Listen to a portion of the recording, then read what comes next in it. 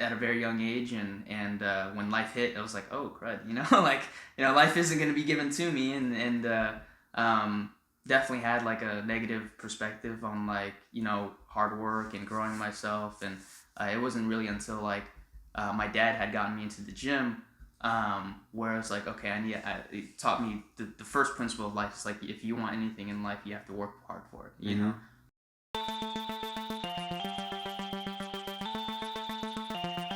Hello, welcome to Something for Everybody. My name is Aaron Machbitz.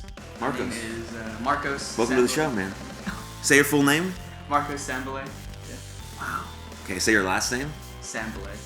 Where's that from? It's Filipino. How you actually pronounce it, Sambilay. It's from Cebu, I think. Cebu, Ilocano. So it's where my parents are from, So. Beautiful. Yeah, thank you. Did it change? Did like the pronunciation of it change because it's like Americanized now? Or? Yeah, it's easier to pronounce for a lot of more people, but I still keep like the real pronunciation in mind and whatnot, But sports coaches always call me Sambilay, like that's like, all right, like they're not gonna pronounce it right. I might as well stick with it, Sure. And it rhymes with things, like the Sambilay way, like Yeah. I like that a lot, So I'm like, whitewashed or not, it's good. Sure. Okay, well, thanks for joining me. For sure. Thank you for having me. I'm pumped to talk to you. I'm super glad that we started a conversation in the sauna at the gym. Yeah. Which, oddly enough, is a great place to meet people. For sure. You're struggling in there at the same time. Might as well have a conversation with others who's struggling in there. Right. It's a bit of as David Goggins would put it, like some chosen suffering. Yes. To get into like 170-degree sauna. For sure. And yeah, like you said, you see someone else walk in there and you're like, oh yeah. Yeah. A like-minded individual. Right, yeah. I think it relates to anything that you do that's hard. Yeah. Like I train Brazilian Jiu-Jitsu. Mm-hmm. And immediately when you walk in there, there's a level of respect for everyone. Because everyone knows that they all started at a very low level where they were getting their ass kicked every time they walked in the door. For sure. But they kept showing up, and now that maybe they have competent skills, or maybe they're slowly progressing, or whatever the case may be is. Mm-hmm.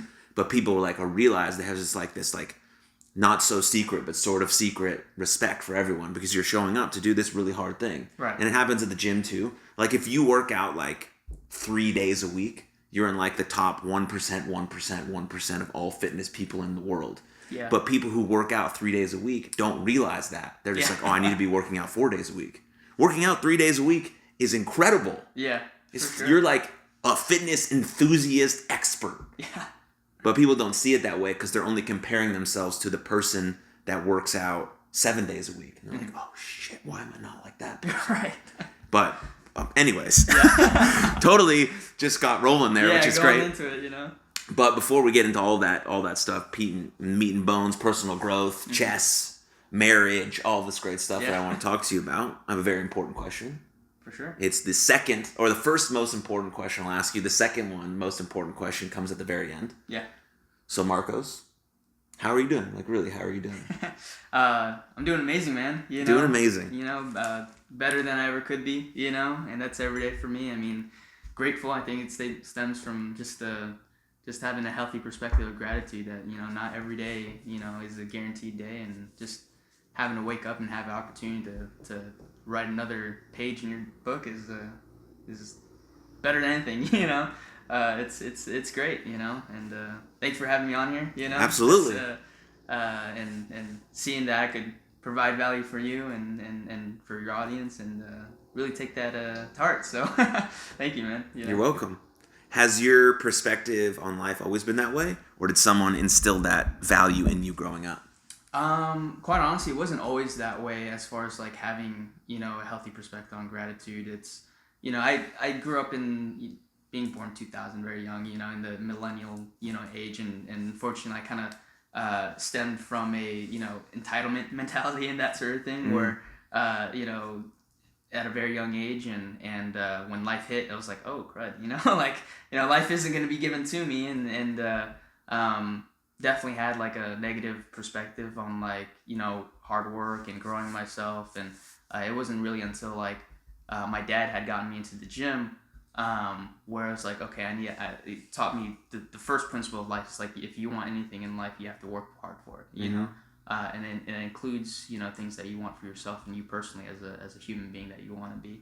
And you know, honestly, everything stemmed from him forcing me to go to the gym, because I hated the gym. You know, like I didn't want to go. I didn't want anything to do about it. You know, and that sort of thing. I wanted to be a shut-in, play video games. You know, that sort of thing. And really grateful that, you know, he just like anyone who wants better for you in life, you know, forcing you to put you in an environment where you're gonna grow for sure. You know, and yeah, that's where it all started. And then, you know, from doing that, competing, chess, marriage, you know, it's been a upward spiral, I would say. You know, it's been really good. So an upward spiral. Yeah. That's amazing that you bring that up, because I talk to my athletes about that all the time. Because if you think about a spiral, right, there's like a starting point, and then there's a straight line up, but then there's the actual spiral, which has the downward part. Yeah.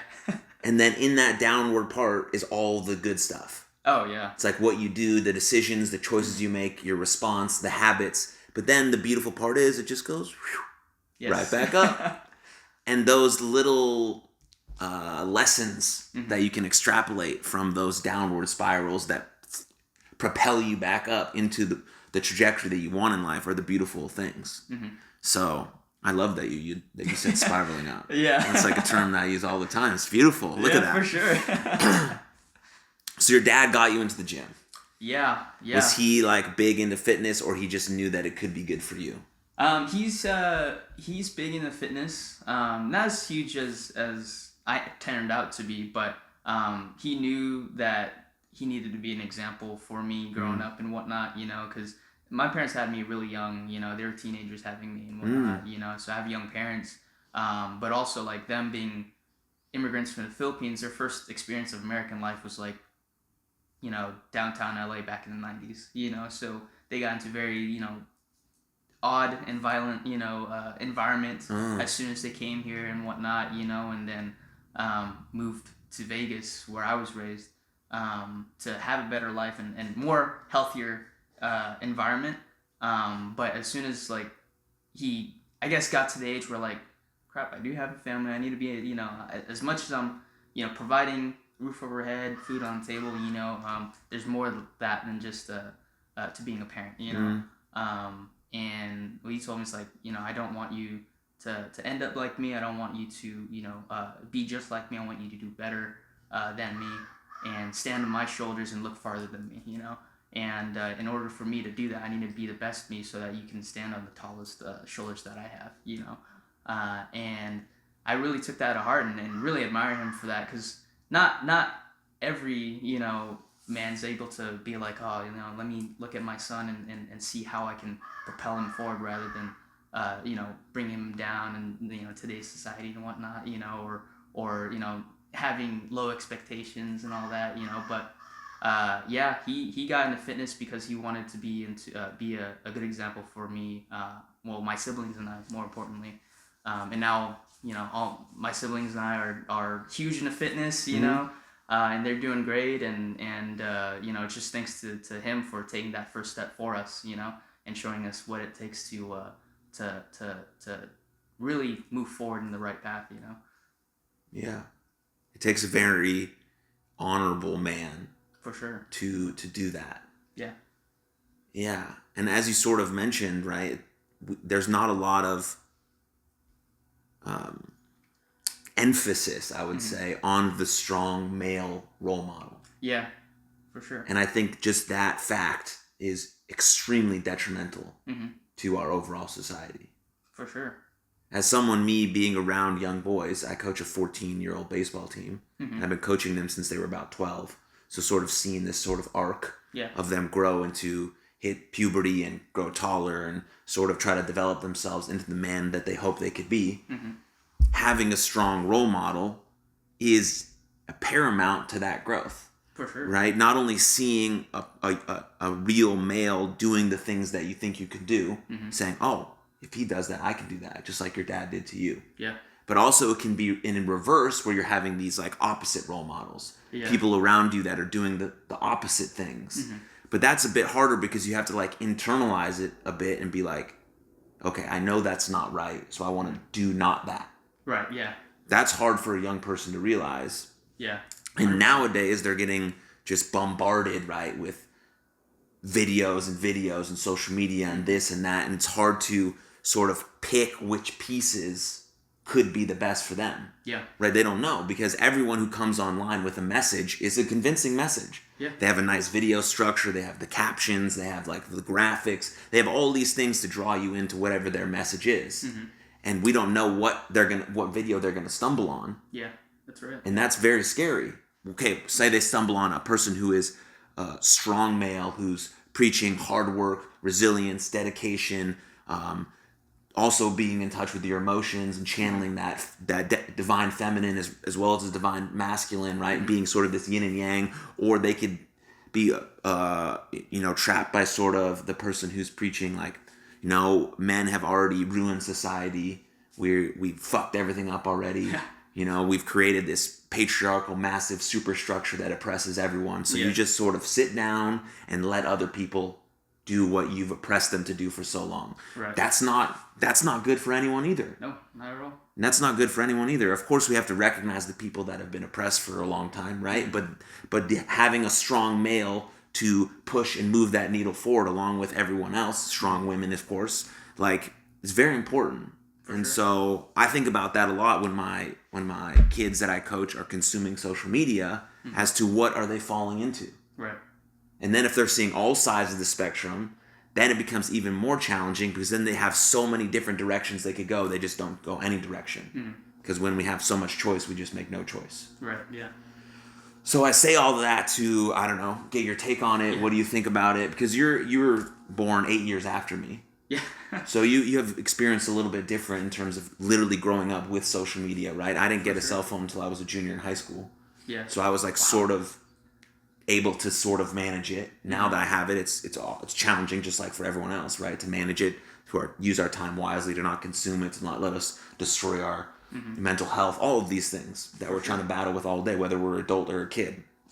And so, I don't know, comments on that? Yeah, no, I totally agree. I mean, social media, growing up with it, I didn't get my first like smartphone until like, I don't know, like 8th grade or something. But that's not bad. Yeah, and my parents were pretty strict on it. But on the same token, like, social media is such a, ever growing and rapidly growing environment. It's crazy to see where, certain platforms were when I first saw it compared to now, and the amount of content that is pushed out there with different views, different, methodologies and whatnot, and all that. It's like you said, it can be scary, you know? Especially with youth nowadays, where, I mean, the 6-7-year-old got their own smartphones and whatnot, with average families and whatnot, and it's crazy, and it molds, and allows, other people who are not the parents to mold youth's worldviews, and that sort of thing, and it's very concerning to a point, depending on like what they're consuming, consuming, yeah, and whatnot. But for the most part, I mean, with the trends that are spiraling down as far as like what makes a healthy society, it looks like it's not the healthy point of view that's being pushed out there and whatnot, right. and I mean, it takes, like you said, a certain awareness to realize, especially as a youth, to realize like, okay, this is a model where we shouldn't be looking at what I don't want, and I think it just takes a strong man in the home, father in home, mother in home, to give that structure, to their kids, like, okay, this is right, this is wrong, but unfortunately, with the family nucleus not being so stable nowadays, they don't have that, and I mean, social media is a very powerful thing, and it can be utilized for good, utilized for bad. It just depends on content out there and what's being consumed, and I agree totally, man. Yeah, it's challenging. This is just a funny story, but we were in the dugout, because I coach baseball on Sunday, and some of my kids were talking about the time they spent on Snapchat in 1 week. Yeah. In 1 week, I think I had a kid say in 1 week he spent 37 hours on Snapchat. Oh my goodness. That's 7 days. 37 hours. Yeah. I don't know what 37 divided by 7 is, but that's a lot. Yeah, for sure. That's like, what's 7 times 7 is 49, right? Yeah. So it's almost 7 hours a day. That is insane. So it's about 6. Yeah. 6 hours a day when you spend 8 to 5 at school. Mm-hmm. And that's like not unusual. Yeah, it's normal nowadays. That's not unusual unless your parents are doing a really deliberate job of putting boundaries and screen times and things on your phone, or you just don't have a phone yet. Yeah. Which is another interesting thing, but I think it's a very brave and smart choice. For sure. But at least you have to be very cognizant of the time they spent on it, who they're talking to, what restrictions you put on it. And the phone has a lot of capabilities to be able to do that. And I think about this like when I have a kid, like, what will I do? Right. I'll be flying by the seat of my pants as well, like trying to figure it out as I go, because no one has all the answers. Absolutely not. You're like, I love this person that I've created. I'm going to do the best job I can for him. Mm-hmm. But also social media has an aspect of belonging. Yeah. I had a team when we were 13, and 2 kids on the team at 13 didn't have a phone. Mm-hmm. And they were ostracized. Oh, wow. Because after every practice, after every game, everyone takes out their phone. 2 kids do not. Nobody wants to hang out with them. Wow. So you also have to think about that as a parent. Like, okay, am I ostracizing my kid, making him get made fun of, be pushed to the side because I don't want him to have a phone? Mm-hmm. But what are the long-term benefits of him not having a phone and a couple 8th graders and 9th graders and 7th graders not really liking him? Right. You have to weigh those options. Yeah, for sure. You have to weigh them very, very heavily. And this is not just like a throwaway conversation like, hey, I think, our kid's 12, let's get him a phone today. Right, yeah. We're talking about this over and over and over and over again until we feel very, very, very, very, very concrete on our decision. Like, yes, this is as positive and as real as I can get about this choice. Now I'm going to make it. And whatever happens with it happens. There's going to be some yins and yangs. Mm-hmm. There's going to be some spirals. There's going to be some pivots you might have to make. But at least in your heart of hearts, you thought about it deep enough to be like, this is what's best for my kid, I think. And now we have robots and AIs and all of this stuff coming out. Right, yeah. So, that's a whole different topic. Yeah. That's like, it's too much for me. I'm already, like, anyways. So before I want to get back into fitness, and I want to get back into marriage, because you're recently married, a couple years now. Yeah. But I do want to talk about probably, I don't know, big thing that happened to you in the last year is you moved to Texas. Yeah. Right? Wasn't it the last year? Last year, August is when we arrived here in Texas and moved from Vegas, and it's been a really big change, and it's a change that I've been longing for growing up in Vegas. If you ever go to Vegas, you'll never find a local out there. Like who grew up out there and stayed there. Like they always move out. Like it's so interesting. But it's been good. It's been good for my wife and I's marriage, stemming away from our family, because we don't have any family here. All your family's still in Vegas? Yeah. Like your parents? Yeah, my parents are still in Vegas. All my siblings, they're, everywhere now. Same thing with her family being in Sacramento, being everywhere now. I think her brother actually just recently moved to Austin, but still not in proximity, 20, 30 minutes away. But it's been good, learning how to, rely on each other, to and then as for me personally as the leader in the relationship to lead her properly and to protect, provide, and preside in our family, and to say those 3 words again. Protect, provide, and preside. Nice. I like that a lot too. I was like, I'm gonna use that one. Absolutely. And it's been a really big blessing. Of course, nothing's perfect, right? Sure. We have our ups and downs and whatnot, but one thing that I'm grateful that I've been taught growing up is like I never date to date, have fun, but date to marry. And one of the first things that when we were dating, on our first date, like her first question was like, do you want kids? And I'm like, nice to see you too. So how are you? I'll take water. Yeah, exactly. Water. Yeah, that's funny. You want to sit down? And got to it, and her next thing was I'm glad you want to have kids. I do too. But I'm gonna be a stay-at-home mom, stay-at-home wife. You're gonna have to figure that out. And I'm like, thank you, for trusting me with that. And I'm like, yes, I'm gonna make that happen. And you don't get a lot of that, especially around, you know, my age group where, you know, it's wishy-washy with boys and girls nowadays, you know, but wishy-washy to say it very loosely. Oh yeah, for sure, you know, not having a really solid foundation of what you want to value in life long term, but yeah, it's been good in having that foundation where we commit to each other, you know, knowing what commitment is, you know, not something that you try, but something that you do, and thankfully, like, her upbringing, she learned that, and, you know, and with my upbringing, I learned that as far as following through on a commitment nowadays. You know, we're really good at defining what things are, but our application is in today's society, it sucks, you know, as far as, like, discipline, commitments, you know, like, I don't think a lot of people my age can spell commitment, you know, they're very scared of it, you know. I want to stop you right there. Yeah. Because that's an amazing point. We're really good at defining. Yeah. Is that what you said? Yeah, defining these terms, but not very good at applying them. Yeah. Wow. That's so true. Yeah. Because we're very smart. All of us are very smart. And we also have a phone, so we can look up anything and be like, yes, I know the definition of discipline and commitment and honor and respect, but am I applying them? Right. You know, it's a lot of, like, head knowledge, but, you know, just like anything, you know, it's not knowledge is power, it's application of knowledge is power, you know, and that's, thankfully, I've been taught that very young, you know, and that's helped with moving here and making things work out, because we moved here without even having jobs, you know, like, as soon as we signed our lease on the apartment way before we even found jobs, and we're like, okay, we're gonna make this happen, we need this change, that sort of thing. And why did you need the change?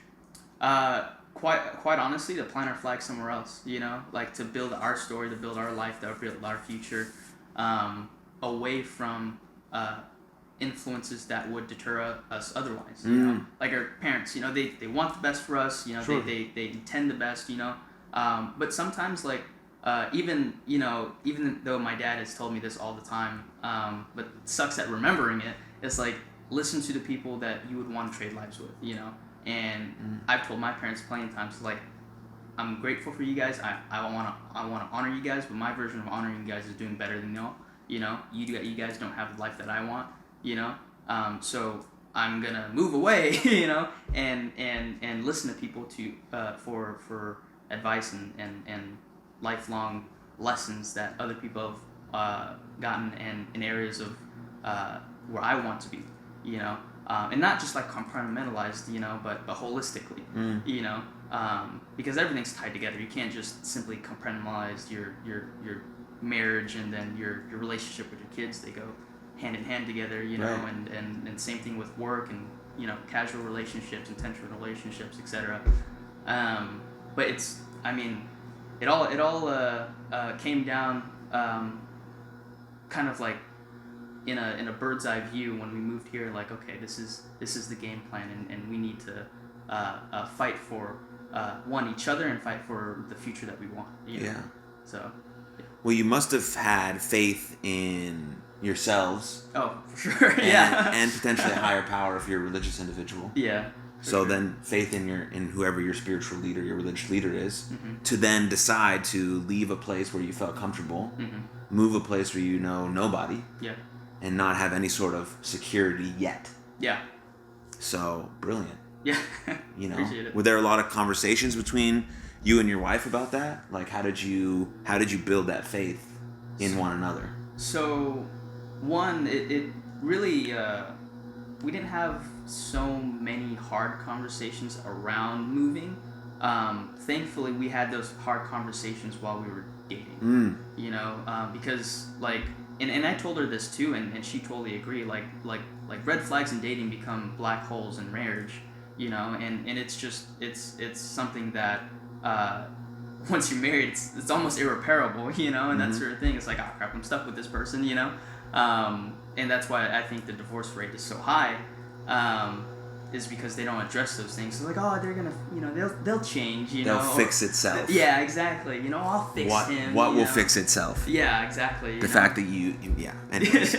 And it's good that we hashed those out, you know, because that became our foundation of, like, trust and faith in each other, especially when we got married, because we know we don't have because we both agreed, like like divorce is not a word in our dictionary. You know, we'll fall on our faces, we'll probably get into arguments and whatnot, you know, or heated discussions, you know, and things like that. But at the end of the day, you know, we know that these come from a place of love, that we want to fight for each other, you know, and that's something that I'm glad that I learned, you know, prior from people that I've met, books that I've read, and that's just, you know, having a conversation about moving here wasn't so hard, you know, because we knew what our foundation was. Yeah. You know, it wasn't sand; it was concrete. You know, and from there, like you can't build a house on top of sand, you know? No, not a chance. Yeah, you know, it's gonna fall over the first sign of trouble, which is like wind, sure.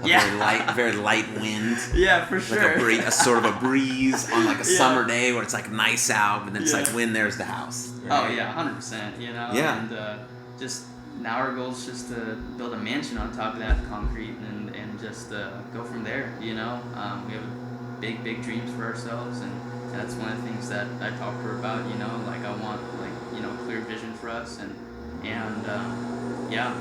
it's been really good, you know. So yeah, and I know that, you know, like being married young, married at 21, 2 years ago, that's not so common nowadays. You know? No, it's not. Especially to stay married after a year, you know. And I kind of I'm not sure if the statistics are still this way, but to be married at like in your 20s or early 20s, you know, you're more likely to get divorced within the first 12 to 18 months. Really? You know, and I'm like, holy crud. You know, it's probably like worsened nowadays. When I first read that, like, I don't know, 3-4 years ago. But I'm like, okay, like, am I gonna end up being a statistic, or am I gonna be the outlier? You know, and I think in today's society, it's a lot better to be an outlier, but it's not normal. You know, that sort of thing. But yeah. Yeah, you want to be the outlier. For sure. You know? You want to be the outlier, for sure. Like, there's a quote that says, what is it? Shoot. Now this is embarrassing. Man, I can't even remember the quote on my own podcast. But anyways, it'll come back to me if it's important. Mm-hmm. But what I was going to touch on was the fact that, so you and your wife basically did all of the hard work before saying and making a commitment to forever. Yeah. For right? Sure. Because when I look at my girlfriend, someone who I'm going to marry, I think about, okay, 30 years, 40 years, 50 years, 60 years, God willing, however long we're going to live. For sure. That's sort of out of our control.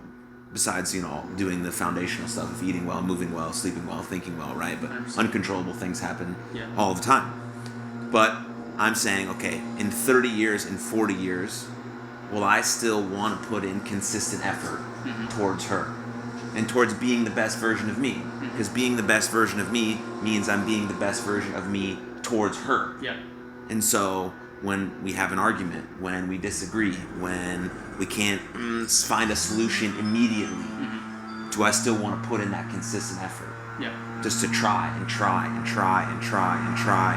It's so awesome that they're doing the gardening right now. Yeah. It's great. So great.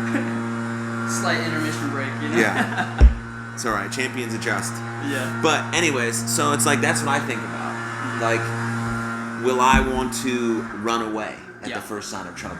Say we both lose our jobs. Okay, what do? We give up and fold? Yeah. No, we're like, okay, we how can we spiral up in this moment together? And so I think about that with her when I see her, and I think about proposing and having a wedding and all these things, and I'm like, yes, I want to do that. I want to do that. And you have to seriously consider all of those factors when doing anything hard. Because when doing anything hard, that means it's going to be worthwhile. Yeah. And that means it could be the most beautiful thing and relationship that you've ever created in your whole life. And that's what having a partner is. Outside of probably having a kid, I would imagine might be even a little bit more special. But so that's how concrete you have to get. And that's why it's very rare for a young person to do that. When I was your age at 21, I was just graduating college. And I was about to become a professional wrestler and run around the world in my underpants. No way could I have created a serious relationship that was built on trust and love and respect. For sure. And I knew that about myself, so I wasn't trying to get into anything serious. Mm-hmm. Now, there were some issues with that, right? You don't treat people as well as you should have. Mm-hmm. You sort of disregard people's feelings, all things that, I could have done better at. Right. But then you learn and grow from all of those things through experiences, through personal development, through getting to the root of where you want to be and how you want to be. Mm-hmm. And then you finally become ready for that. So your perspective at such a young age is beautiful. Appreciate it. Maybe you had a predisposition to that. Maybe it was your parents. Maybe you had a beautiful role. Maybe it was a combination of everything. Mm-hmm. But yeah, you're much different than any young person of your age. Yeah, appreciate that, man. And it's a culmination of a lot of things, from parents to role models, coaches that I've had growing up in high school. Mentors, plenty of mentors that I've had, our spiritual leaders and whatnot, and it takes a culmination of things, and I never, want to say that I'm self-made, and that sort of thing, but I do take bits and pieces to from others, to learn from others and their mistakes and their, heartfelt lessons and whatnot, and apply them to myself, like, okay, what can I do? And that's not really taught nowadays, unfortunately, especially for my age group and below. It's just like, go how you feel, is this for me, like no, like commitment, like you said, especially when it gets hard, it's a matter of fact just following through and figuring it out, and not just folding and wetting your pants, Mm-hmm. And it takes courage to do stuff like that, and my mentor has always said, like, in face of fear, like, yeah, you're gonna wet your pants, but courage is doing the right thing with wet pants, yeah. And it's just like just do it anyways, Beautiful. And it's like, and when you do it, you realize that big whole wall of fear is just paper mache, and you just step right through it, like, oh, this isn't so bad, and that's with anything, when it comes to marriage, fitness, going to gym for the first time, getting in a serious relationship for the first time, anything for the first time is going to be scary, but, it's what you do that's scary that grows you, Mm-hmm. Like anything, like you said, worthwhile, is going to take hard work. It's going to be hard, nothing in life is going to be easy or easily earned, If you don't pay a price for it, you're not going to treat it as well as you earn something, Right. And quite honestly, like that's just been the perspective that thankfully my dad has taught me, especially forcing me to go to gym. Like, hey, you gotta earn the fact that you're going to be in sports and put yourself on a I guess like in a position where you have a chip on your shoulder, where you don't necessarily have anything to prove to others but yourself. Yeah. And being spiritual and whatnot, like my biggest fear is to live up to, I'm like 80, 90, 100, whatever. Definitely 100, Mm-hmm. And die, and God brings me to the pearly gates of heaven, and I don't recognize the person He's introducing to me, which is the best version of myself. I want to be able to know who that person is, because I fought every single day to become that person, and that sort of thing. I don't want that's the last thing I want to do is not recognize who He's trying to introduce to me. Right. And it's a very scary thought, and then most people are either, I think guys naturally are more motivated by like the nightmare of certain things, Mm-hmm. Like the last thing we want is like to not live up to our fullest potential and have a crappy average life, and that sort of thing. Whereas my wife, she's all for the dream, she's all for like what we want, we're gonna be in life, and that pulls her a lot, but for us guys, it's like, man, what if I don't provide? Right. What if I don't protect our family? What if I don't make the decision necessary to be a leader in our family, to make those hard decisions and to lead, and that takes a lot of courage to build that trust in yourself, in your faith in yourself, Mm-hmm. And sometimes you gotta borrow it, like there are plenty of like coaches, they are gonna have plenty of faith in you, to succeed, because they're investing in you, might as well borrow that faith, if Right. you don't have that faith in yourself yet.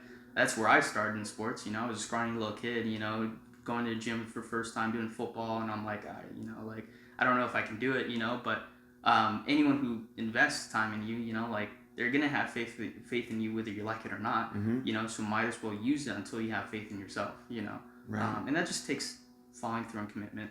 you know, despite fear, despite hardship, despite adversity. You know, I think one of the favorite things that I've learned to say is like, you know, through adversity we rise, you know, and it's really just that, you know.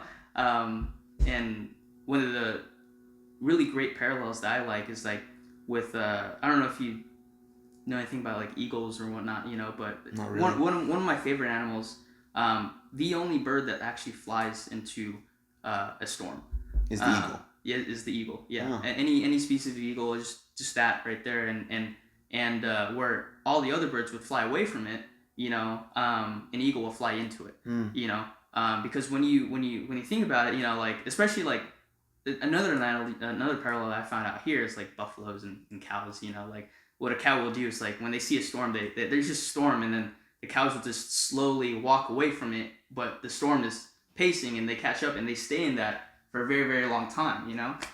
Whereas like a cow or like a buffalo or an eagle, you know, as soon as they see it, they go straight towards it, and the time it takes for them to be parallel, you know, it isn't as long as someone who's sulking in it. The storm passes them more quickly. Yeah, exactly. Because they went into it. Yeah, you know, instead of trying to like. Yeah. Go with it, you know. Right, try to run away from it. Yeah, you know? Or run away from it for sure, even more. Oh, for sure, you know, and it's just very like parallels that we aren't taught, you know, and just in principle of hardship and working hard, and anything worthwhile, you know, takes hard work, you know. Yeah, you're basically trying to build an undeniable stack of proof that you are who you say you are. For sure. Yeah. That's how you build up your self-worth, your self-esteem, your sense of enoughness, right? Everyone is innately enough. Oh, yeah. Right? You're beautiful how you are. You're worth it, right? But we get our self-esteem and our self-worth trapped up in other people. But if we can do the things we say we're going to do and build that undeniable stack of proof, when some days we're not feeling our best, we can look back and be like, no, I am this person. Yeah. I've done this day in and day out, and this day I just need a little rest, or I need a little extra love, or I need a little extra this or something. But I'm not transferring my self-worth into anyone else's brain. For sure. Because they don't know the stack of proof that I've created that makes me the person that I said I am. Yeah. And that's complete ownership of who you are. That's not fake it till you make it. That's not any woo-woo bullshit. Right. That's like real things that you've stepped up and done. Yeah. And it can be as simple as, okay, tomorrow I am going to wake up and brush my teeth and clean my bed. Yeah. If that's what you have in the tank, then that's what you say you do. Yep. And you did it. And so that's one stack. That's one layer. That's one brick. Okay, now I can brush my teeth, I can clean my room, and I can put away 2 coats. Yeah. Great. And then you just build up. Now I'm going to do 3 push-ups after that. And then I'm going to go for, like, you're just building. Yeah. And it doesn't matter where your starting point is. It doesn't matter how deemed embarrassing that starting point is. Because it's not embarrassing. That's your starting point. That's where your root of honesty is. And then you just build it, and you're painting these layers over and over and over again. Right. And so that's how you build a sort of undeniable stack of proof that you are who you say you are. Yeah. And then you have everything to lean on when things get hard. Oh, for sure. Like you and your wife have an undeniable stack of proof that you are who you say you are, and you have the relationship that you say you have. And then when you fall on your face, or something happens, or there's a death in the family, or things just get out of control, you're like, okay, we have this to lean on. Yeah, because we've been here before, and we know how to talk through it. We know how to have a dialogue about it. And that's really important. And also, speaking about young people, the problem is that everyone wants to be rich and famous without doing the work. Yeah, for sure. Like, I want to make one video on TikTok. I want it to go viral and have 35 million views. And I want every single brand and company to then want me to post videos for them.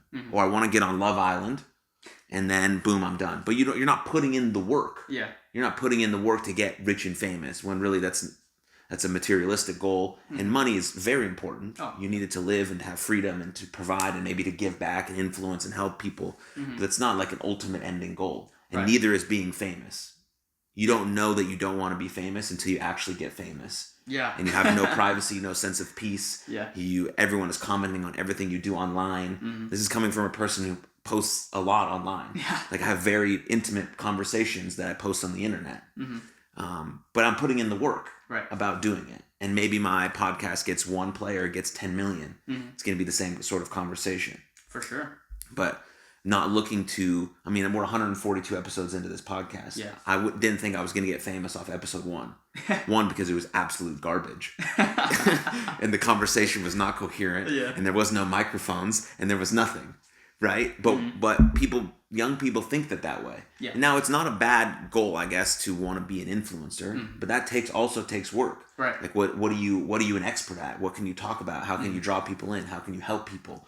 What sort of social media schedule do you have? How do you maintain your health and fitness and mental health through having to be on social media all the time to become this influencer? Not, okay, I'll just post the videos and then I'll get rich and famous and then my life will be beautiful. No, you're still going to have the same internal issues that you're dealing with now, and this is not going to solve any of them. It's probably going to exacerbate them, so you might as well get to the heart of it now. Start honoring yourself, becoming that best version of you, then think about what scopes you want to enter, and then you talk about those things. Yeah. And that's more real and that's more authentic and it's more scalable because it's actually something that you embody and it's truthful and it's real. So there's a lot going on there, but yeah, no, I like that a lot. I love what you said about, stacking and having an undeniable stack of evidence for yourself, and that's honestly that's where you should be at as far as like the goal, because one thing I've always been taught is like if you don't have the result that you want, maybe you're not the person that deserves that result, and that just requires, maybe you are doing the right thing. Maybe, as far as doing the work and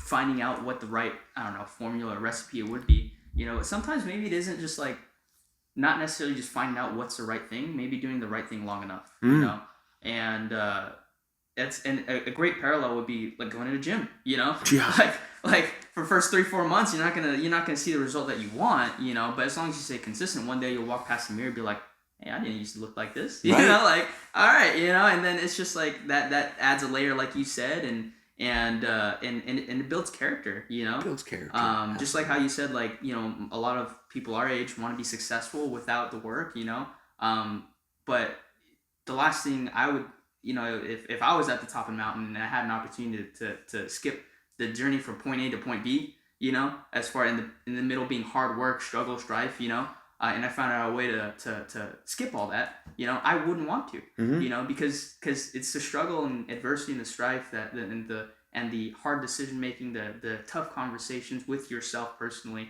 as an individual, is what builds you and molds you into a better version of yourself, and I like a lot of what you said, it's so true, because like and it's applicable to anything in life, if you want a good marriage, if you want a good relationship with yourself, a good relationship with your spirituality, et cetera, et cetera, and it's not taught nowadays, it's so unfortunate. A lot of things that we've learned, we wish we learned in high school, but unfortunately it's just a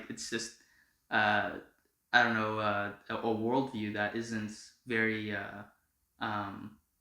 popular, and that sort of thing. I mean, I believe like if skinny jeans can be popular again, I think values and morals can be popular again, so absolutely, that sort of thing. Yes. But shoot, man, it's unfortunate, but there's things that we can do, people that we can become, because as much as we can say a lot of good things, nothing beats one of my favorite pastors, I think Paul Sika. He said that a life well lived beats any word preached well. Yes. And it speaks volumes. 100%. Shoot, man, that's just the way that we need to be in order to change how we want society to change. Is be the change. As cliche as it sounds, that's you have truth. to be. Yeah, I mean, I think about it all the time, because like, yes, you can listen to all the best podcasts in the world, right? Yeah. You can listen to this podcast, you can listen to Modern Wisdom or Tim Ferriss or Rich Roll or Joe Rogan, and you can get all of the information, the best information from the smartest, most capable, skilled individuals on the planet in their domain of work. Yeah. But if all you do is listen and you never apply and you never do. Yeah. I was listening to a podcast when I was at the gym earlier, and this guy said he came on to a podcast where he was a big fan of the guy he was on the podcast with. He's like a coach for a Major League Baseball team. Okay. And he was listening to this guy who he's on the podcast with since like 2015, and now it's 2023. He's on the podcast.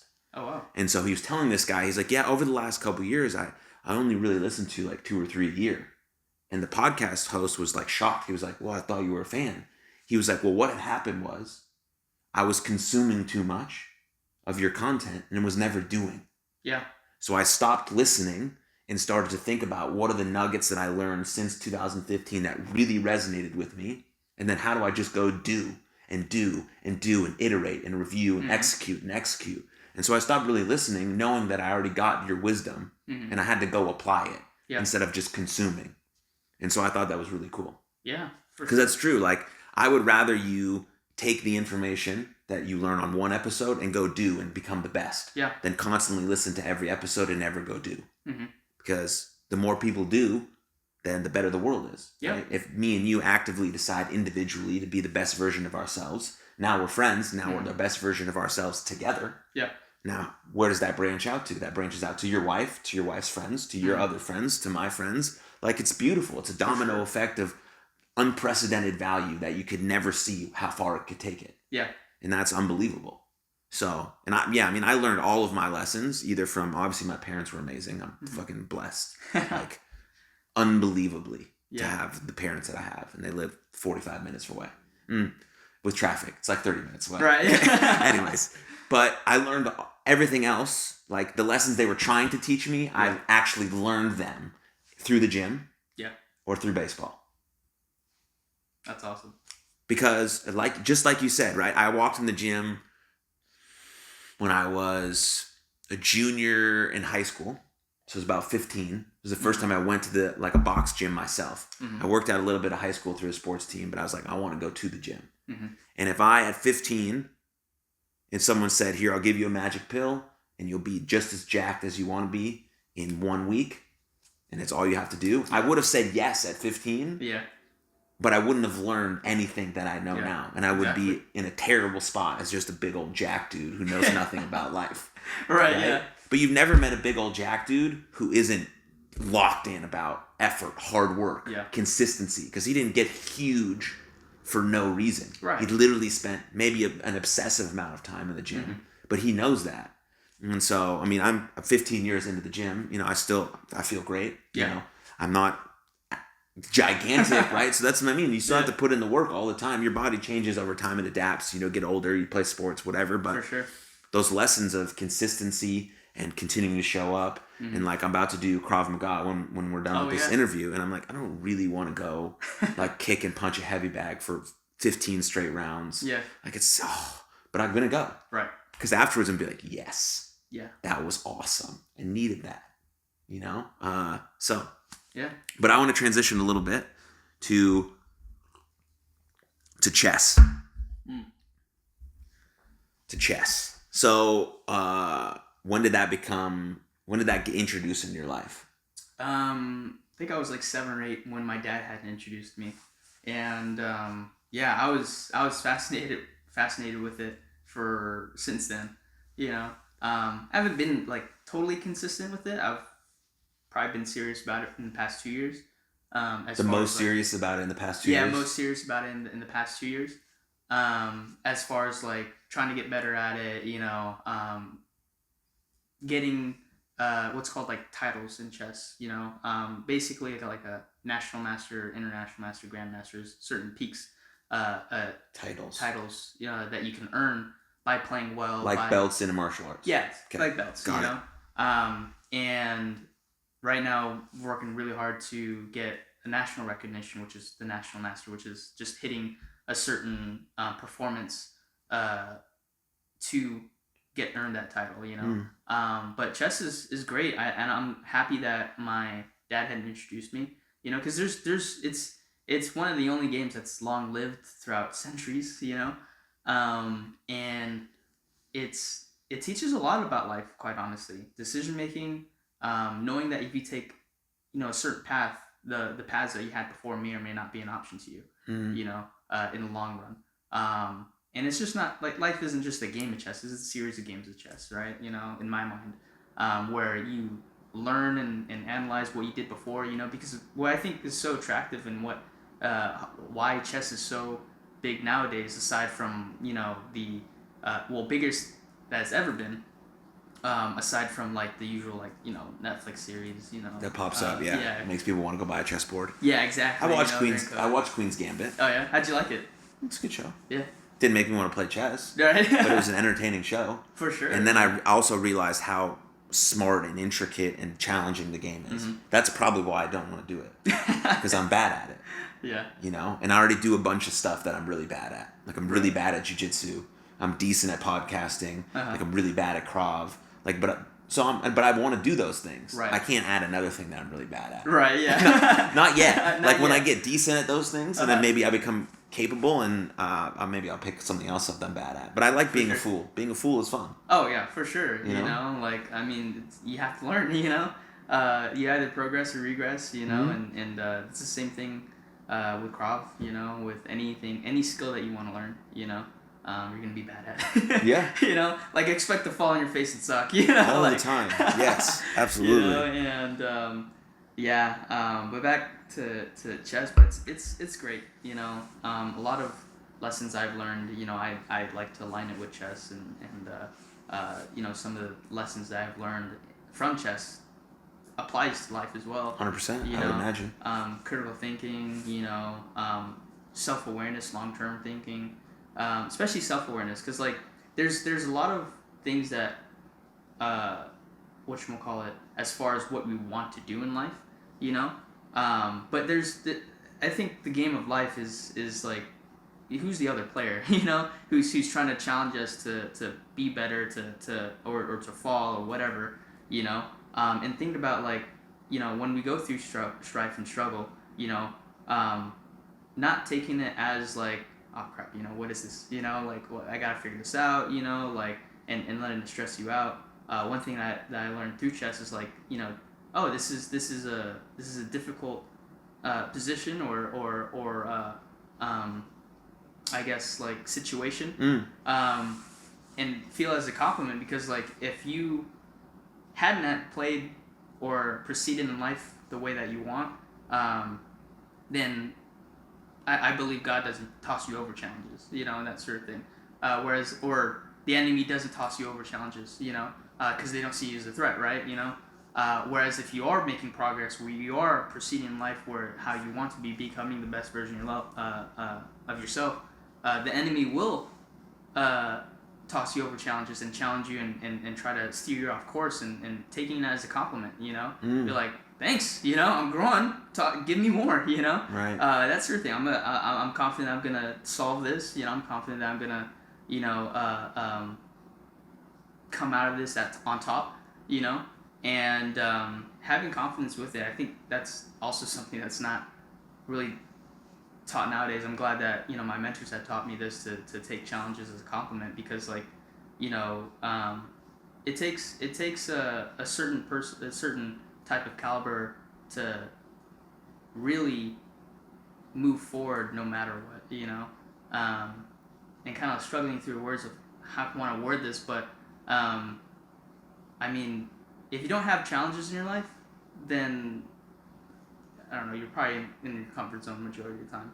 You're either running away from it, or, which is really, really what it is, because you progress or regress. I don't think there's anything in the middle, I think it's very binary, for me at least.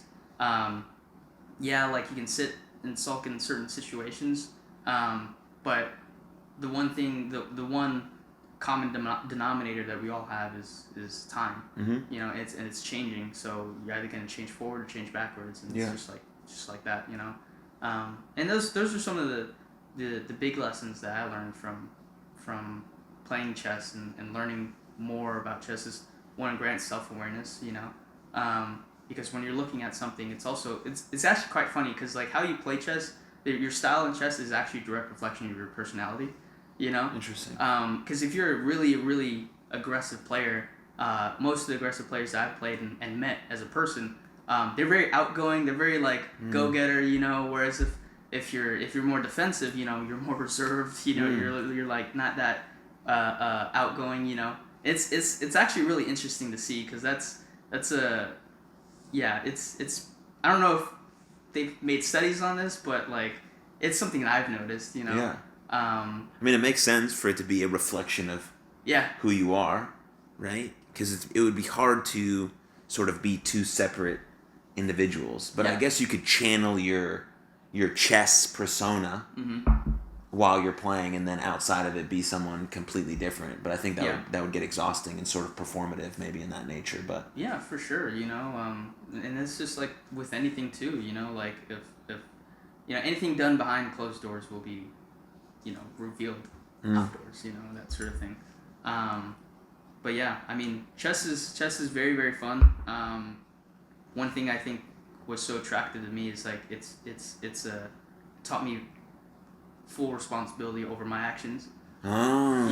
Because when you play chess and you lose a game, it's not because of luck. It's not because of like, whatever excuse you want to label it. It's because you weren't good enough at the time, and you made the wrong decision, and then you need to learn from what's that decision. Where did I go wrong? And some of it can be obvious. It's like, oh, I shouldn't have said that, or where it was really, really good. You've been really making really good progress, but you're not where you want to be, and then having a struggle to find out, like, crap, what is it, that I need to work on, and it takes a long time to figure that out without like a third person, viewing in from the outside in, because we all have blind spots, of course, and sometimes we're not too privy to it, but yeah, I mean those are some of the big lessons I learned from playing and learning chess are those things. So yeah, because I would imagine taking responsibility for your actions is a huge one, because you're the one moving the pieces on the table. For sure, you're the one viewing the game, thinking that this might be the best choice, and then ultimately wasn't. Maybe it got you beat, and you're like, that wasn't my fault.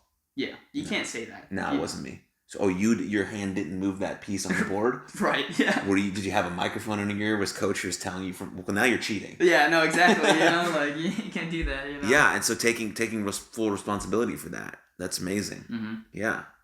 And then, self-awareness. And then I think probably one that I would envision is like being able to see different pathways. Yeah. To your ultimate finish line.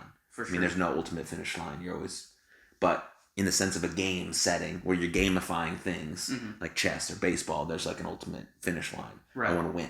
Yeah, for sure. So you can see different multiple pathways to that. I think that's probably maybe another lesson. Yeah, no, for sure. That could be helpful in life. Long-term decision making and envisioning where you're going to be, not just like in a couple days, but like 5, 10, 15 years from now. Yeah. And making the decisions to get to that point, we might not be there at the time frame that we would have wanted, but it would be better to make the progress rather than not make the progress, right? Yeah. And it's like people who ask like, like how long am I gonna, until I'm successful, like, well, how long is it gonna take me to be successful or whatever in life, it's like as much time as it does not, like your time is gonna pass whether you make the decision to move forward or not, and it's the same thing with chess. You can sit on a move forever, but eventually you're gonna have to move, Naturally. And that sort of thing. Is there a time clock? Oh yeah. What's the time in between each move? It depends, but we get a total time. It can be like 3 minutes per player, Okay. Which is more of a fun, more casual, kind of setting. But for longer time controls, each player can have 90 minutes each. Where we have to make total order decisions and moves, where we also have what's called increment. So like maybe a 30-second increment where each move that we make, we gain an additional 30 seconds, and a game can last from 10 minutes, short as 1 minute, or up to like 4, 5, 6 hours. Yeah.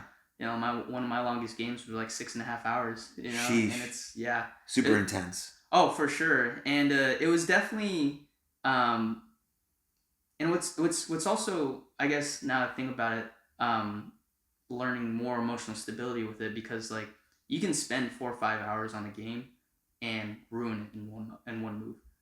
Like you're having the best game of your life, and then all of a sudden you make one bad decision and you just blow it off. And you lose. Where you're supposed to be winning, and that's how I felt in that game.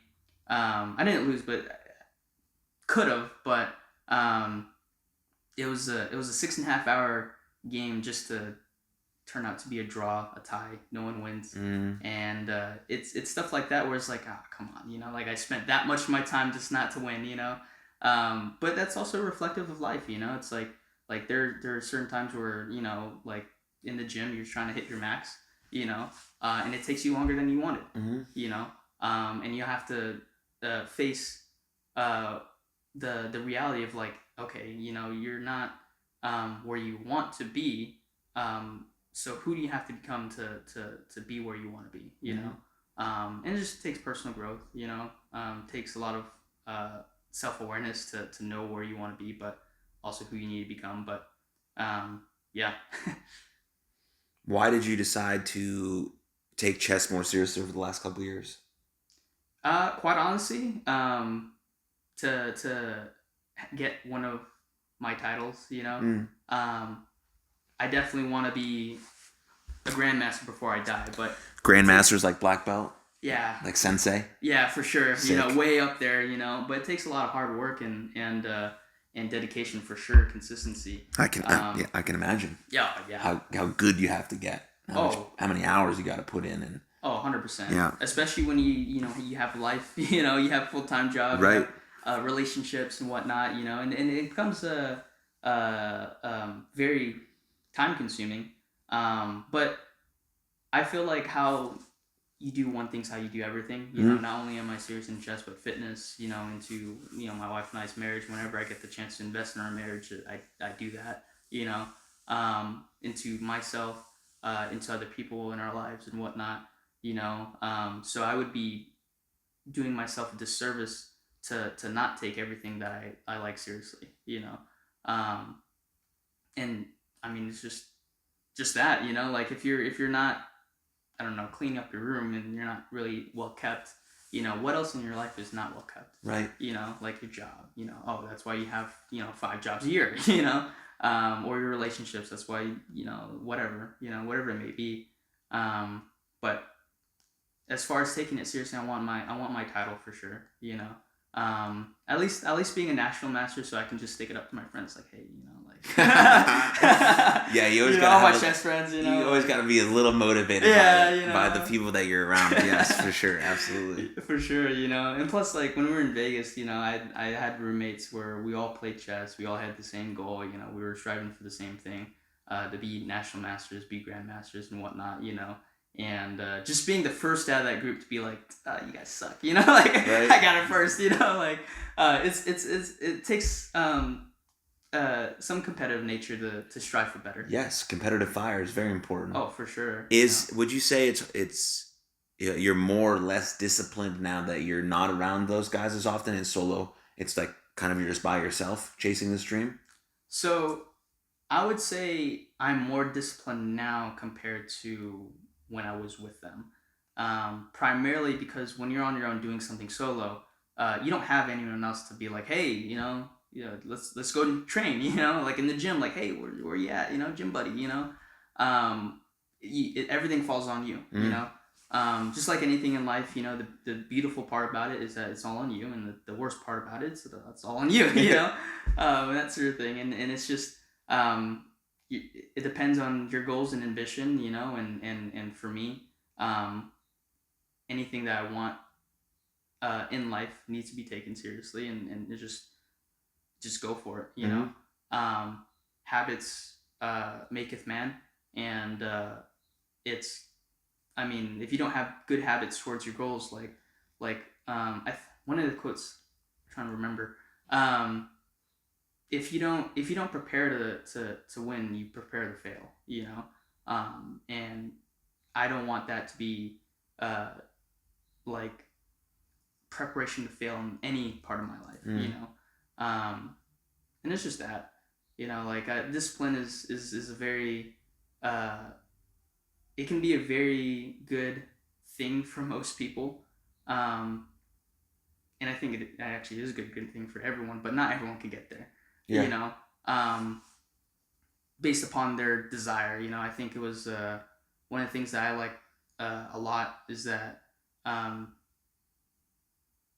you need to be self-motivated, and it takes certain desires, combined with faith in yourself, to be self-motivated, because like motivation is a good thing, it gets you started, but discipline keeps you growing, and that's just really where it's at, and I think it was GSP that said this during sit here, said like you don't grow on the days where you feel like you want to. You grow on the days where you feel like you don't want to. And that just stuck with me for a long time. And I'm like, yeah, 100%. And you will feel like you don't want to do things like 75% of the time. Majority of the time, yes. But that's where it grows character. And that's the same thing with my chess. Chess journey. As far as like the games that I wish I had played better, well, it's like nuts anything, but it's very good, and doing anything solo is going to be hard, but it grows character, and I appreciate that about my chess journey, so. Yeah, it's you building an undeniable stack of proof that you are who you say you are. For sure. Yeah, motivation is a totally fleeting emotion, right? Mm-hmm. Motivation is cool. It gets us going, like you said.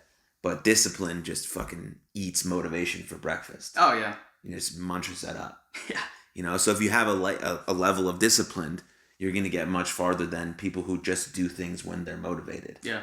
If I was only motivated to go to the batting cages when I was playing baseball, would have went like once. Yeah. But I was like, I know where I want to end up as a baseball player. I know how important it is to me. Okay, so I'm going to go to the batting cages. Well, I have a lab practice till 8. Then I have to study for a test tomorrow till 10. Okay, so I'll go at midnight. Sounds good. My roommate will come with me because he wants the same thing. Yeah. Okay, but we have to be up at 5:30 for weights. Cool, I'll get 4 hours of sleep. Sounds good. Mm-hmm. At 18 years old, 20 years old, you can manage that. Right. Now it's, sleep is much more important than a lot of things. It's like how you revitalize yourself and grow and energize, but also putting in your day the work you want to put in, and prioritizing that in sort of the most important way. But now, what are you, besides training for yourself, are you doing anything else chess oriented? You're coaching people, teaching people? Yeah. So thankfully, I have a position at the academy, the Texas Chess Center. I mean, Texas Chess Center. Yeah. I didn't even know that existed. Yeah, no, I didn't know that either. I was like, shoot, sick. Man. Yeah. It's close by. It's it's off of like Spring Creek and Coit. Oh shoot! Yeah, so that's awesome, close, man. You didn't know that when you moved here? Actually, I did. But I found that out about like Texas Chess Center and like the academies here like 3 weeks before we moved here. Oh, so not really like. It wasn't like on my radar because what I did in Vegas, I did healthcare marketing. Oh, you did. And in moving here, I was like, okay, I need to find something similar. I was applying in a limbo where like all the positions were getting filled already, by higher, quality candidates, with 5-10 years of experience. I'm like, all right, I only have like 2-3, fine. So I was like, all right, what about coaching chess, and applied to the academy out here, which was actually really cool, the only academy out here. And didn't know that was a big industry. Like it's insane. And not only do I teach, teach privates and group classes, but I also do their marketing, using that skill as well that I learned, and that sort of thing. And it's been really good. It's been really, really good. Amazing. Yeah.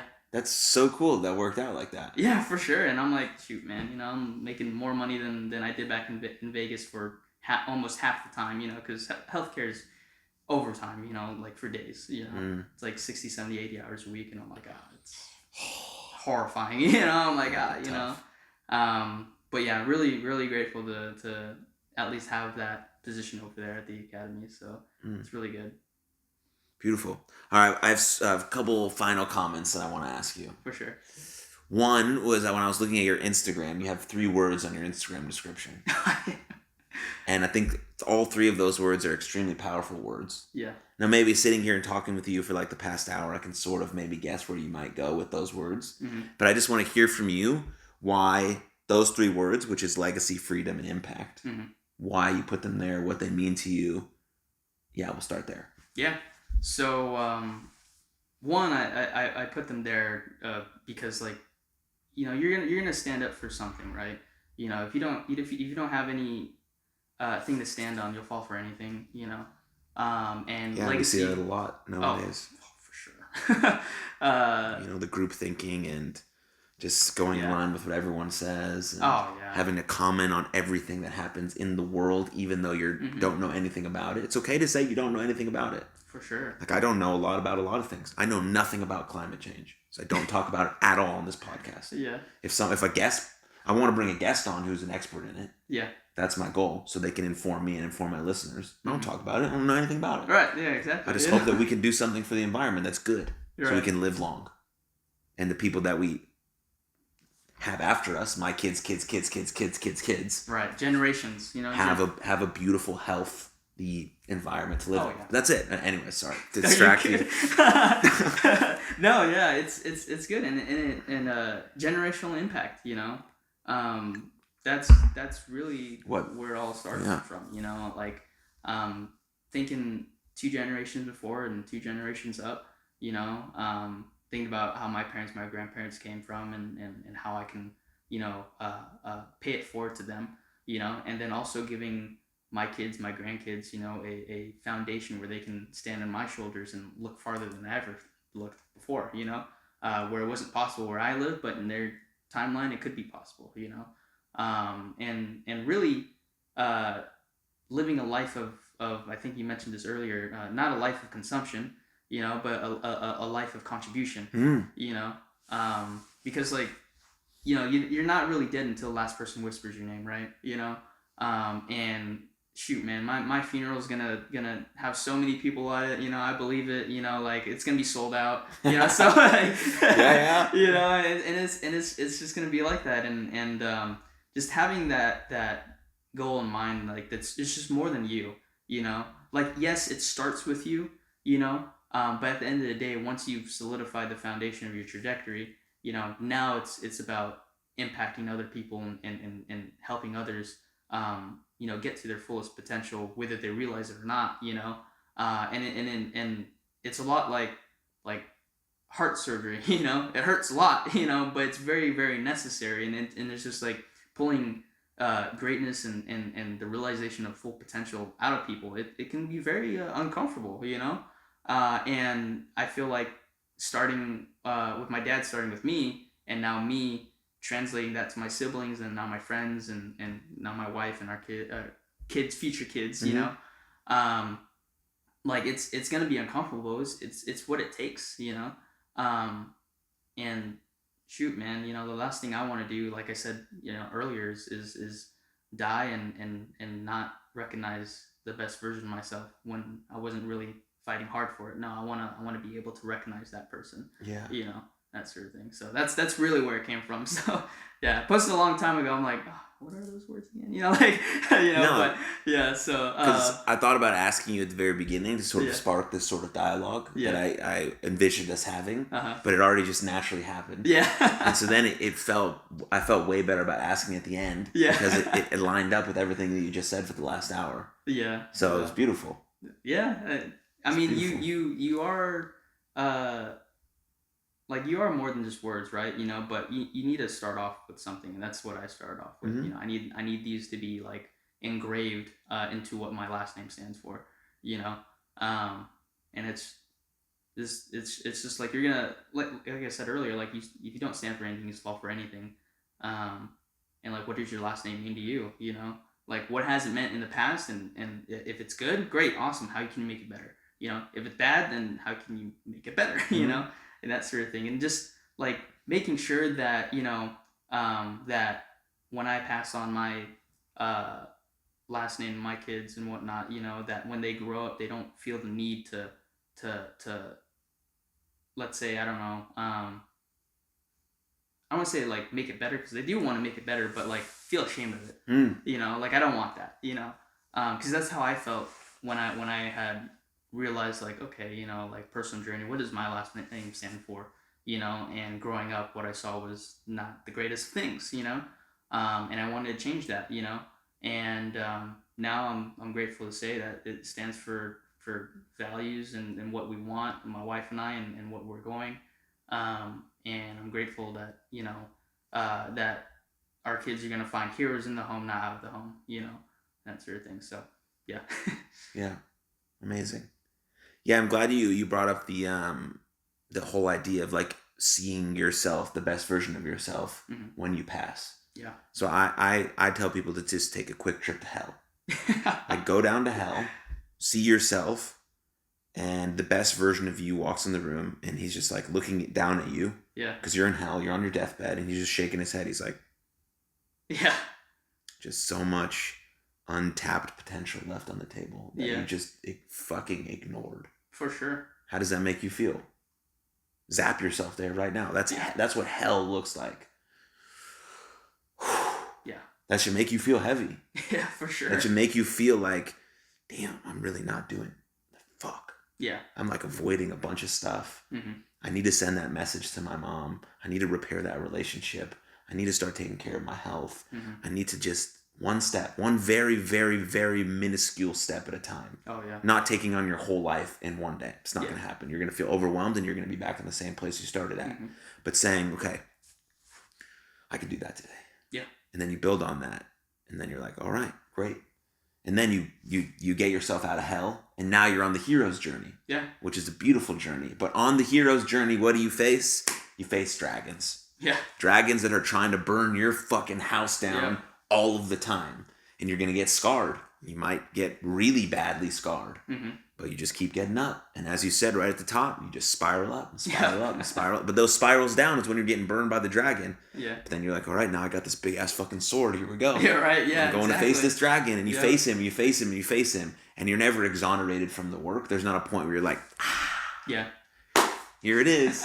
Maybe when you're like 85 and you have beautiful grandkids, or if you don't have kids, your choice, but you have beautiful kids running around. Maybe you're at like a lake and there's like a beautiful sunrise and you're like drinking your coffee. For sure. Then you could be like, no, I'm good. Yeah, exactly. I've done it. Like my kids are my kids and everyone's, all that stuff. But in the midst of your life, you're not exonerated. You got to keep iterating and reviewing and executing. And so 100%. Yeah, it's a fun path. Oh yeah. Like there's no greater adventure you can have. Yeah. There's no... Ow, that hurt. Oh, no. That was a sharp pain. Anyways, there's no greater adventure you can have than trying to live the most honest expression of yourself. For sure. Because some people aren't going to accept you for that. Yeah. And how do you... okay, that's interesting. Here's my honest truth. No. Okay, well, how do I still showing up that way? It's the honest, most vulnerable, authentic expression of myself, no matter what. Yeah.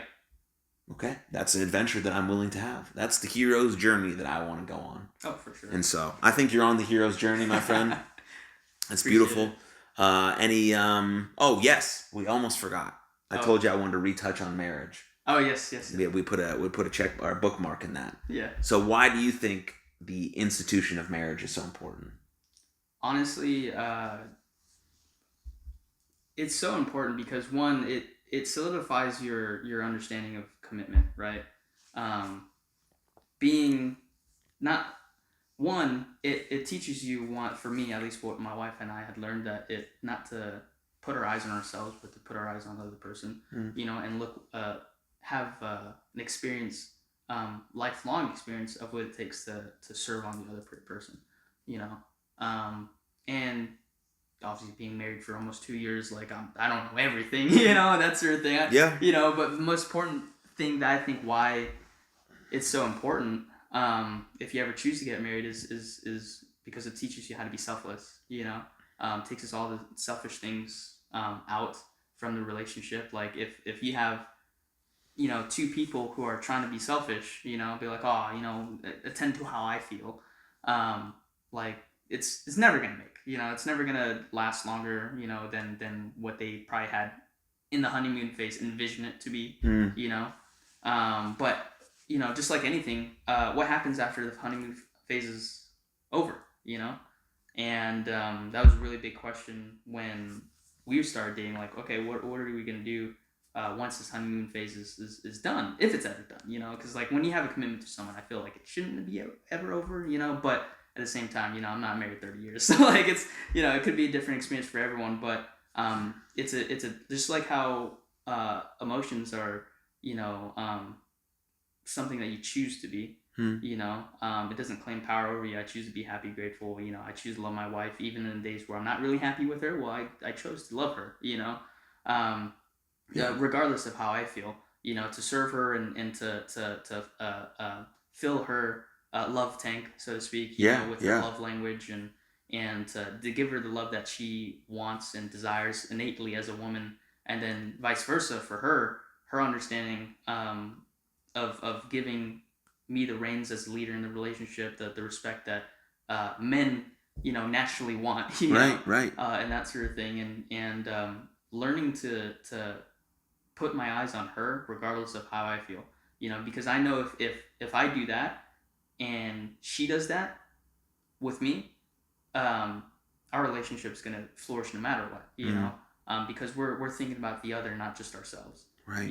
And marriage is really the big lesson of more than just yourself, and it's a really great prelude, I think, to having kids, because when you have kids now it's like, oh yeah, it's not just about me, definitely not, that sort of thing, but I think marriage is so important because, like, I mean, you look at nowadays, it's more important than in today's society because it teaches you to be a social pioneer now.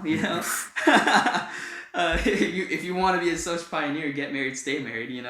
And now you're, in the 30%, 40% bracket of like marriages who are successful.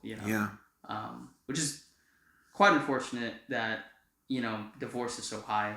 But that's at least my thoughts on why it's so important. Yeah. I mean, I think it's incredibly important. I think it's incredibly powerful.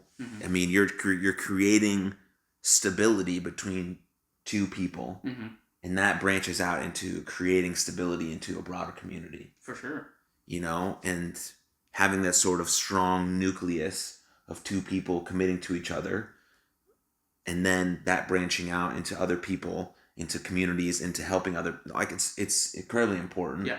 And it also creates a dynamic between men and women that's extremely important.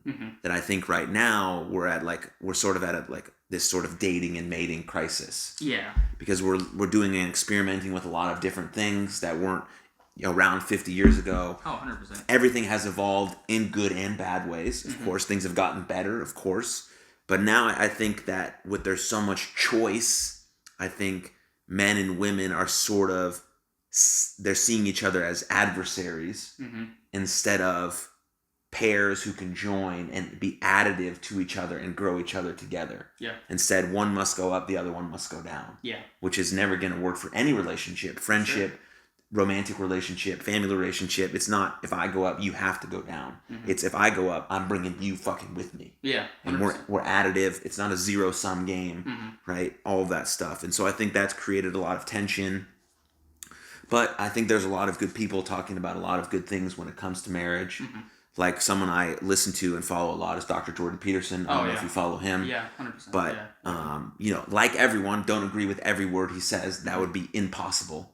But he is a brilliant man trying to express the importance of a marriage. Yeah. He's had a long time one with his wife. They have a beautiful relationship, it seems like. They've gone through a lot of illness and sickness and all of these things that he's been sort of public about. But talking about making a strong commitment to someone and creating a bond that could be the greatest relationship you've ever had. For sure. Is very important. And then elevating people with you is the important part of a relationship. Whether it be my best friends in the whole world. They want to see me grow and develop, so then they have to rise to the occasion. They have to do the same. So we can have an additive relationship together. And that's the same with a partner. Yeah. Whoever that partner may be for you, whatever you're romantically or sexually involved in, it doesn't matter. You're still trying to elevate that person. Right, yeah. And, just specifically sort of brought to the forefront with men and women. So, I believe in the idea of marriage, the institution of marriage. I'm going to get married. Oh, yeah. And I'm going to do my best. Yeah. My absolute best to stay married. For sure, until one of us is not alive anymore. Yeah. That's the goal, That's the goal, man, This married like 80, 90 years. It's fucking incredible, It's beautiful. I have amazing role models in my parents. They've been married 30, maybe 35, 36 years. Oh, wow. That's awesome. You know, that's unbelievable. Yeah, for sure. Unbelievable. And so, yeah, I'm lucky, very lucky to have that role model, to have that guidance, with my dad being the absolute man that he is, and my mom being that person. And so, yeah, that's beautiful, man. We just got to be able to talk about it. Oh, yeah, for sure. You know, and I think it takes those uncomfortable conversations at first, right? You know, because like I said before, like, you know, red flags in dating become black holes in marriages, and you just let them pass by, and it's not going to work out. And I mean, it's really just that. I mean, I think anything successful that takes worthwhile is going to take those tough conversations at first, whether it's with yourself or your future prospective spouse, you know. Right. And if you can't have those conversations, then like, what's the point of doing it? You know, now you're just avoiding what needs to be done. You know, I'm a strong believer, like you're either doing what you need to do in order to be successful with your marriage, or you're running away from it. Yeah. You know, and I mean, you're progressing or regressing. That's what I think. So yeah, if you're not willing to have the tough conversations with yourself about what I need to work on, what I'm deficient at, what I'm inadequate about, what I'm really good at too. Yeah. Like being honest about all of those things, and then being able to accentuate those, and also know that I need to work on these things. You're not going to be able to have any sort of honest conversation with a partner, because then you can't express what you need and want in a relationship. So how's someone supposed to give it to you? They're supposed to fucking read your mind? Right. Yeah. Yeah, no. Like, yeah, sometimes I can tell on your face that you're a little upset. Right. But that's nothing. Yeah. Like, you can hide stuff, you can avoid stuff, you can brush it under the rug. But if you're not capable to tell, I can't tell myself, okay, right now I need this. If I can't tell myself what I need and want, I definitely won't be able to tell a partner. And then you're just like at ends, like, how can I help you? I don't know I can help you because I can't tell myself, because I can't tell you. Yeah. You know, that's not creating any sort of love or respect or negotiation or cooperation. It's just creating animosity and resentment and bitterness. Yeah. And those things do not create a conducive relationship. Absolutely so it does start with this. Yeah. The inner work, the deep inner work, and then being able to then, you don't have to be like perfect. Like, that doesn't even exist. I have to be the perfect person of myself before I can enter into a relationship. Absolutely not. But you have to be willing to continue to do the work. Yeah. And you've already started doing that work, and you have a bit of knowing of yourself, your character, your value, how you want to portray yourself, all of these things. And then you get into a relationship, and that person is now a sounding board for you. Yeah. To elevate yourself even more. Like, she's telling you this stuff. Hey, you could be a little better here. This is out of love. You can't critique someone or give them feedback if you haven't built a loving standpoint. You can't just be like, hey, you're fucking this up all the fucking time. What the fuck? No one's gonna. I don't want to respond. That's mean. Oh, for sure. It makes me want to curl up into a ball and like have a cup of coffee. Yeah. Not like go do the work. Yeah. And so all of those things are extremely important. And it's the basis of our society. Creating small, stable communities branches out into creating big, large, stable communities built on love and respect and negotiation and cooperation and figure things out. 100%. So, yeah, it's good. Thanks for doing the work. For sure. Thanks for doing the work. All right, I got one last question for you. Yeah. If you were going to put a billboard up, and 1 million people were going to see this billboard every single day, what would you put on the billboard? Oh, man. That's a really good question. I stole it from Tim Ferriss, so. Okay. He's my favorite podcaster. Man. I would put up there, I don't, probably just some basic text, you know, just one question, you know, like, are you making decisions today to be closer to who you want to be in life at the end of your life? So that's what I would put in there. Just no fancy anything, just that one question, you know. Wow, I think you're the first person who's answered that to put a question on there. Yeah. Which I absolutely love. Because that's great, right? Yeah. If someone's driving by, they see I would put You Are Loved, because that's the name of my mental health nonprofit that I have. A lot of people put like phrases like that, like you become elite by choice, not chance. Some of those things, right? But a question, just like invokes thought the whole way. Maybe you just see it on your drive home. You're like, oh, am I really doing it? Right. And then you can get home and start doing it. For sure. So I love that. Great. Well, thank you for joining me. Thanks for having me, man. You're a wise, insightful man. And Thank you. I'm glad I met you in the sauna. For sure. Hey, likewise, man. Likewise. Yeah. You're an awesome dude, man. So now we got to get our wives, girlfriends together. Yeah. And maybe have a little hangout. Yeah. That's the next step, right? Yeah. Podcast. Right. Podcast first, hangout after. Yeah. No. Exactly. Yeah. But night, amazing. Thank you. Thank you, man. All right. Cheers. What's up, everybody? Thank you for tuning into that episode.